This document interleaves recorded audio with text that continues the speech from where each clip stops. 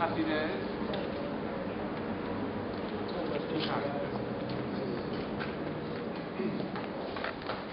And so once I present Dr. Marshall Downey, who's going to promote the floor, and was also the Vice Chancellor of the University. So you won't get lost. So and Mark Evans, they both work very significantly so on the capital development side. And then there's Helen Groves, who I think you mentioned before, who's the architect who's in charge. And you used to adapting buildings to that sort of style?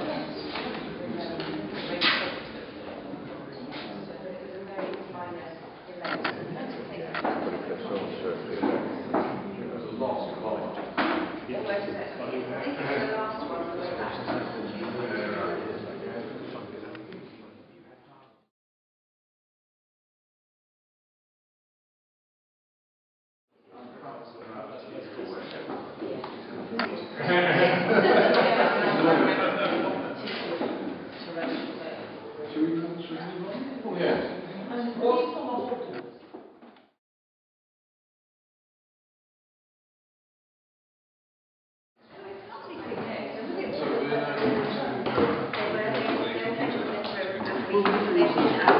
Well, again, it's partly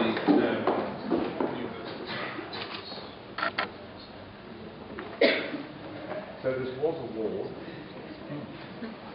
Or two actually, one on either side of the entrance.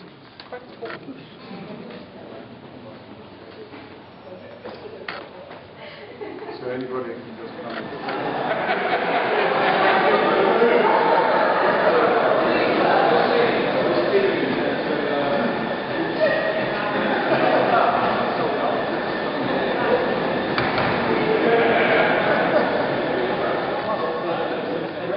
Given us as Chancellor over these years in which you've served since we got our full university title, because you've been such a source of encouragement and help to the university.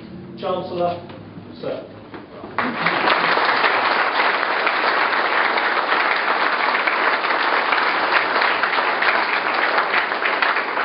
Well, thank you, Vice Chancellor. I'm delighted to be here again and to have this very pleasant task of opening this building. I think I have three reasons for being delighted.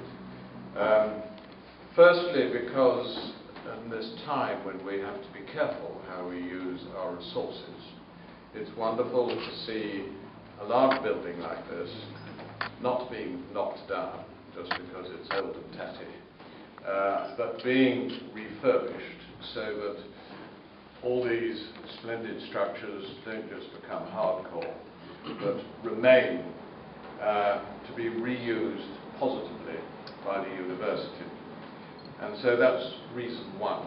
It's very politically correct to keep buildings and not to knock them down unnecessarily, which is very often what happens when a developer buys a building because he sees an opportunity and it's inconvenient and to use his imagination for reusing old buildings. So you've done the right thing there. Secondly, of course, it's not just any old hospital. This was a pioneering hospital which demonstrated, no doubt, to not just this community but other ones, why you needed a hospital in the first place. I'm involved as president of St Bartholomew's Hospital, which claims to be nearly 1,000 years old. And of course it was a wonderful idea, but there weren't actually many things they were good at curing.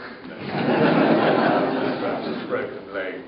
And, on the other hand, they developed bedside manners very well, so that at least as you were dying, you felt you were being looked after as well as possible. But over the centuries, we have found ways of helping people, and it's not just bedside manner. And I'm sure this building played a part in that history, and we should remember it in the way that you are going to with your museum, and remind people of the strides that have been taken. And then, of course, the third reason is because it's going to be part of your expanding university with all its new courses and novel ideas for solving the problems of the 21st or even maybe the 22nd century that we're going to need, because it is young, thrusting universities like this one that develop the vision that we need for the years ahead, so that young people can be trained to do useful tasks in fields that perhaps we don't know very much about yet, but will do as the years progress. And so I congratulate all those who played a role, and I wish the very best of luck to everybody who comes here, whether to teach or to be taught. And I hope that it will continue to be a useful, happy place in the years ahead. And if I can pull the string, declare it as officially the Charles Hastings building as officially as it was possible.